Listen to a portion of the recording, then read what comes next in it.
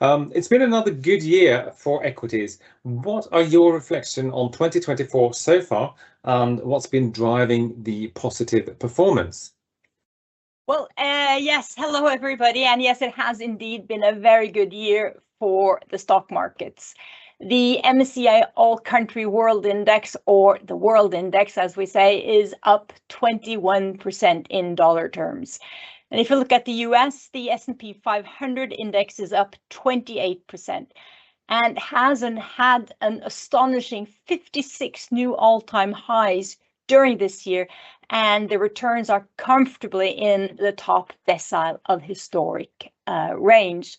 Now, if we look at if we zoom out a little bit and look at what happened since the Fed pivoted on interest rates, that was in October last year, just a little over a year ago, global equities have risen 40% and US markets are around 50 to 60% higher in euros. So the markets have been very strong indeed. Now let's look at what has been driving the market. We can, there, I got the slide right. We can see that the drivers of those strong markets have been very similar to the drivers in recent years, with the US and in particular large cap tech stocks again barging ahead and leading the way. You see here, Nvidia is up 178% so far this year, and the group of Mag 7 stocks are up 73%. And growth has again outperformed value. Large caps have beaten small caps, and developed markets have again led emerging ones. Now, we can also see that the market is actually broadening a little out. We can look at the emerging markets countries, and we see that Taiwan, India, and China have done very well this year, while we have Korea and Brazil doing very, very poorly, largely due to political situation. Now, on the sector side, we can also see that it has broadened a bit. I mean, communication services and IT are again leading the way by far, but we see that particularly financials have done well. It has actually been the strongest sector in Europe, Japan, and China year to date. And we also see decent performance from industrials and utilities, while real estate, healthcare, energy, and materials have been lagging. Right. So, I mean, American companies, US has been really, really strong. But what about Europe? It seems that Europe has been lagging. Why is that? Yeah, well, I guess it's the American dream, the American exceptionalism. US continues to trump Europe. And it's actually shaping up to be the best year ever in relation to the European stock markets. The S&P 500 has outperformed the Stoxx 600 by 20 percentage points in 2024 so far. So, and when looking at the valuation discount, it's also broadening. I mean, or widening. It's now 40% Europe versus US, and it's actually 50% for UK equities compared to US. And looking at, I think there are three main reasons for this movement. I mean, first of all, Europe does have a very different sector composition, especially that we don't have any mega cap tech companies in Europe. We also know that the Trump is threatening blanket tariffs, and this has also weighed heavily on European exporters this year. And ever since the financial crisis, the US economic growth has been very strong and stronger than the European markets. And this has then translated into superior growth or earnings growth, I should say, and equity market outperformance. So this has, of course, been turbocharged by the whole technology sector since the year 2000. Right. So let's have a look at how Skagen's funds have performed in this environment. What can you say about 2024 when it comes to our funds? Right. Well, all our equity funds have positive absolute returns so far in 2024. The relative performance has been disappointing. All are behind benchmark year to date, with most of the underperformance coming in the last 4 months since this summer. Now, if we take them one by one, Skagen Global was clearly hurt by not owning NVIDIA and, of course, some of the other Mag 7 stocks. But the fund also had a few poor performing stocks that hurt relative performance, like Nike, Estée Lauder, and Dollar General, that all suffered from poor consumer sentiment in their markets. Now, the entire underperformance in Skagen Kontiki is due to Brazil, the combination of a too high exposure to the weakest market and, unfortunately, weak stock picking within it. Now, the lead PM is addressing this and recently visited Brazil. Skagen Focus was primarily hurt due to its small cap focus and low exposure to the US. Although I have to say that the US stocks in the portfolio did very well. Moving on to Skagen Vext is also slightly behind benchmark due to not owning NVIDIA and some of the other Mag 7 stocks. But the stock picking in China and Korea have been particularly strong this year. And then we have Skagen M2, our real estate fund. This has also been very challenging since this summer, when the Trump trade started to play out. With under exposure to the US and an overweight to Europe, and those two markets going in exactly the opposite directions, it has really hurt the fund these last few months.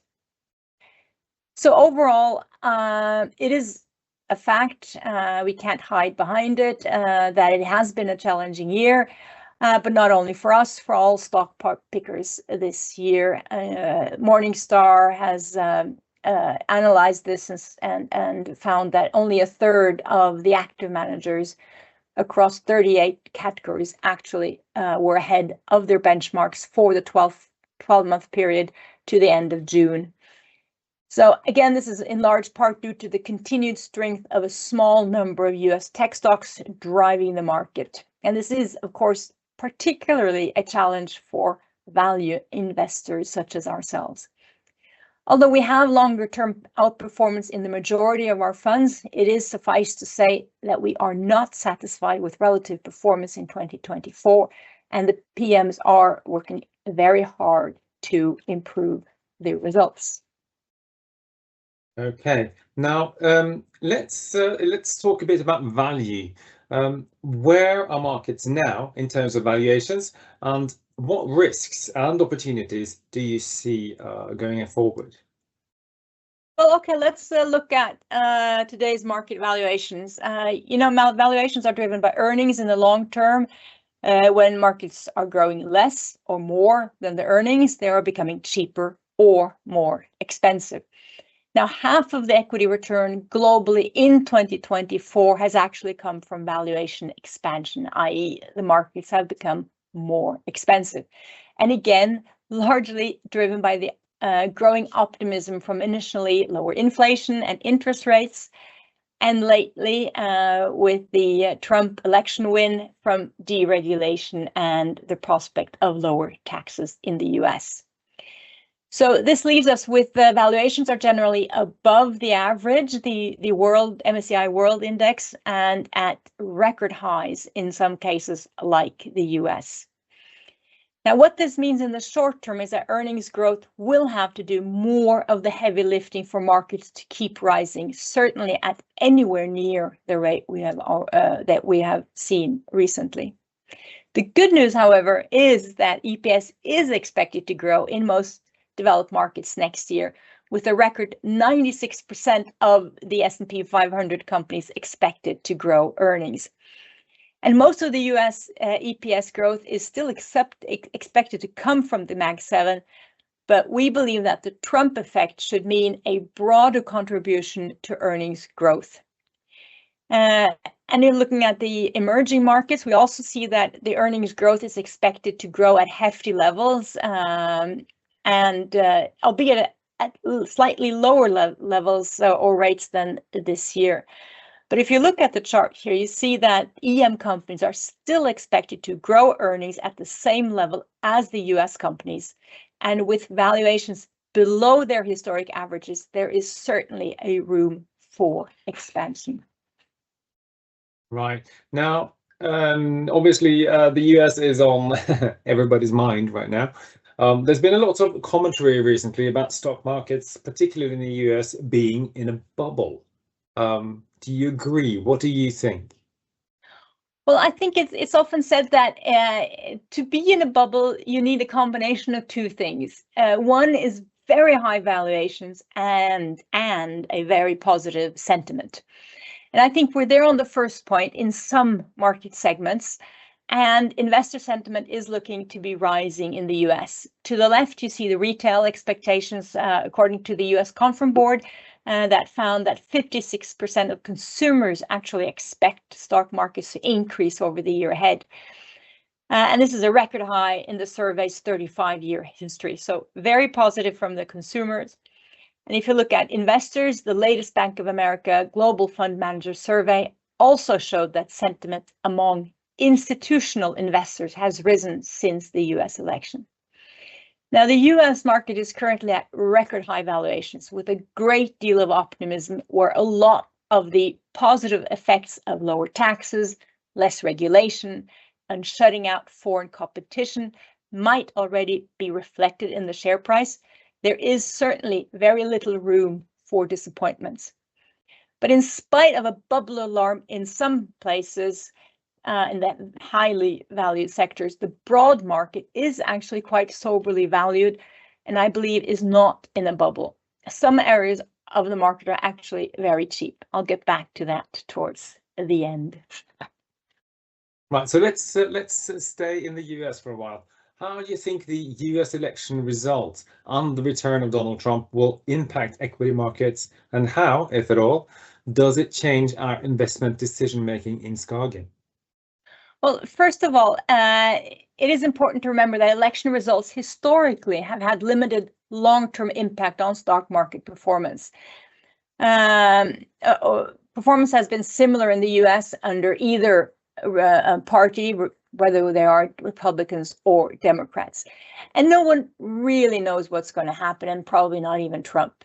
His first stint as president taught us that he is highly unpredictable. But one thing we do know is that Trump likes to use the stock markets to measure his own success, and so will be determined to do all he can to keep pushing it higher, although many of the factors that drive markets are outside his controls.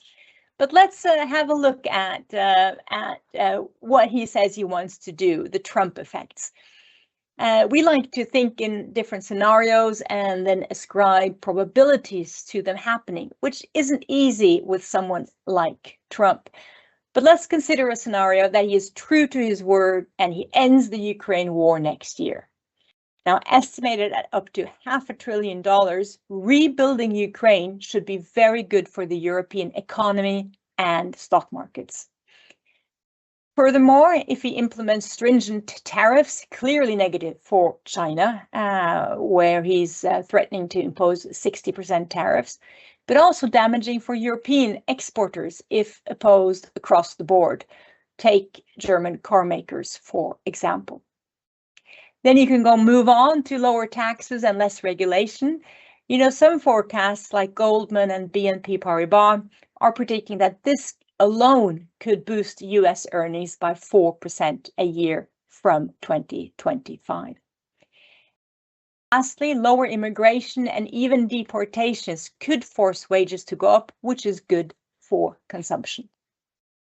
Taking all this in, you can also look at the other hand, that all these initiatives could lead to overheating, thereby higher inflation, increasing rates again, and could badly misfire sometime down the road. Right. Now, we've been talking about, I mean, at length about Mag 7 for a year and even longer. And you've also spoken a lot about US concentration risk. Where are we now, and what other risks do you see out there? Right. I think I put up the slide a little bit early here, so you've been able to study it and see that it is not abating. The concentration is still high and therefore definitely a risk.